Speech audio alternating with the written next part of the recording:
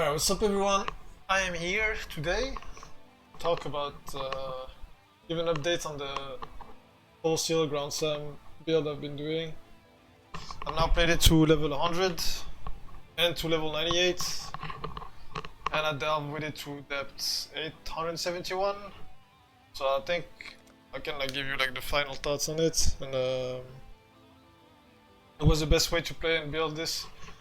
On this one in particular, I'm using, compared to before, the previous video, well, I'm 100 in shield because you need defenses for the deep delving and extreme content basically. And I can say so far that it's just straight up better than 200 version. You don't need the damage from the 200 to clear maps and map bosses and everything. You would only need this for endgame bosses like Shaper, Uber Elder, Sirius, stuff like that. Which I've done everything on this build now, pre-boss. And it's completely fine. It's obviously you need a good weapon, you need some gear, but you can do it. It's not as good as Earth Shadow, but you can do it. This one in particular I think is very, very strong. Since we use Lethal Pride, you get as much fortify effect as you can. I only have 10% on this one, which is whatever. Besides that, yeah, damage, regen, whatever you can get. But you mostly get this for Chainbreaker. What Chainbreaker does is that you regen rage over time, so as you can see I have rage at all times. And it gives you a lot of damage, a lot of speed, and it gives you access to Berserk. Which is insanely good for if you build properly for it. For example, on this one in particular, you can see I barely degen any rage if I'm not hitting. And that's because I'm using the helmet enchant. Reduces the rage loss by 40%, and I'm using the mana regen boot enchants, which give you a bunch of mana regen. The way you trigger this, since you need to cast a spell, just have your blood rage on left click. So you're just gonna move around, always cast a spell, always have the mana regen going. It gives you insane rage generation and really, really good berserk uptime. Find it with this. It's especially good for delve, since you get to a node, you fight the node, you can just use berserk and cycle a cooldown like berserk, VMS, etc., etc., and makes you extremely makes you do way more damage, way more tanky. It's insanely good. I would 100%. I think this is the best setup for it. It helps with the damage too, since you're to 100. So on bosses, for example, instead of using phase run, you could just use berserk. You probably can fit in 3 big slams before you run out, and then you just it refills really fast. I can show you here.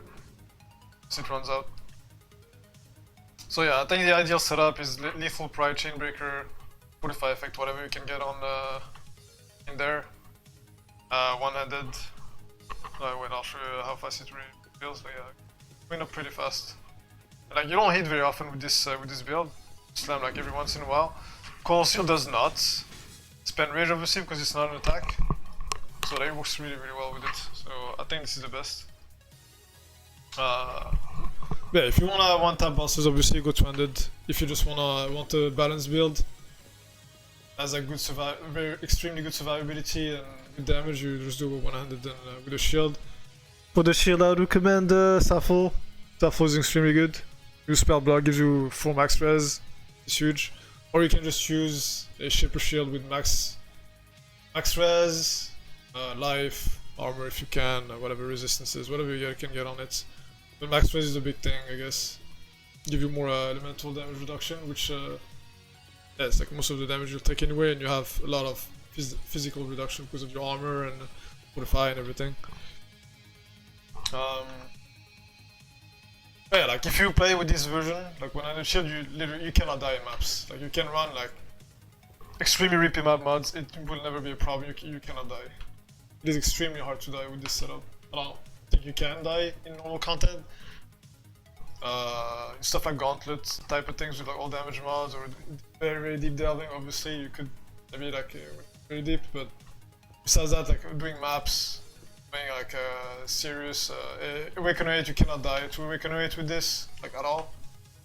You can face tank die beam without any problems. You just press Fortify, you have cast when damage taken. Molten Shell, you just this alone makes you you cannot die basically if you have aim immunity, which yeah, you must get.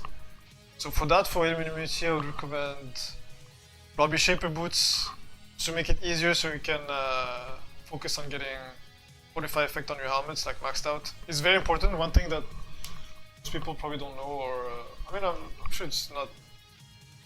Like it's probably not. For those who don't know, it works by tiers. I mean, how do you call this? Thresholds of 5%. So if you have 24% 45 effect, it does the same thing as 20% 45 effect. So you really want this extra percent. You really want the roll on the helmet, for example, to be at max roll, which means like it's really hard for you to get the element immunity from there maxed out if you're doing this. Like divining for 25-25 is extremely hard, obviously. But yeah, the shaper boots, if you have shaper boots though, it makes it easy. Like any roll on your other pieces is fine. Just need the shaper boots with chest and whatever you get on the helmets, and it's fine. You can also do it with gloves, it depends, it doesn't matter. But yeah, I think that's probably about it, I guess, for the little update.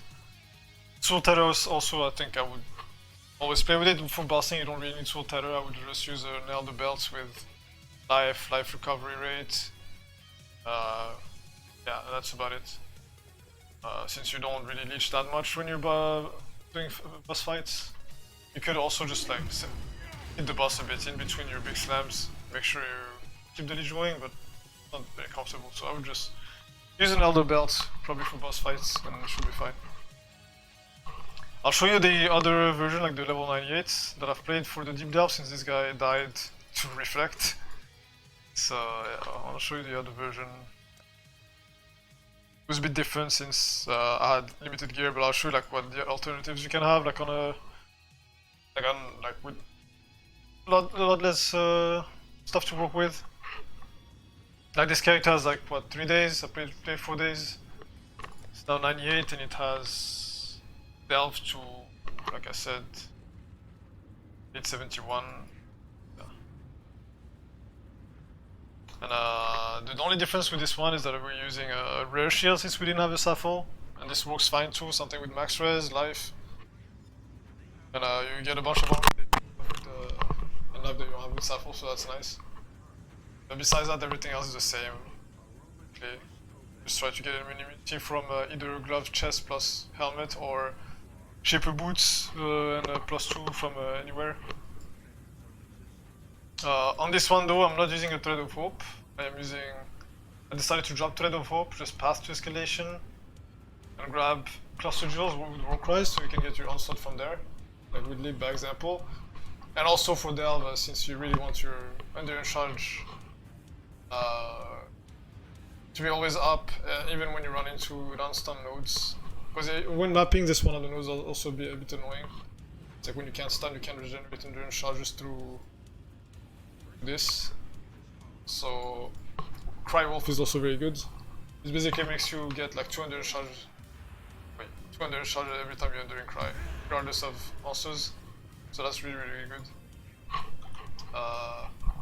And yeah, besides that, I'm using Transcendence on this, which makes you, again, like, with the armor you get from Champion, pretty much like you cannot die from elemental damage, elemental hits in maps or stuff like this. This build is pretty much immortal in maps, the same as the other one. Just less damage because we don't have Chainbreaker and Rage and Berserk, etc. But yeah, like you can build it like that, or again, two-handed.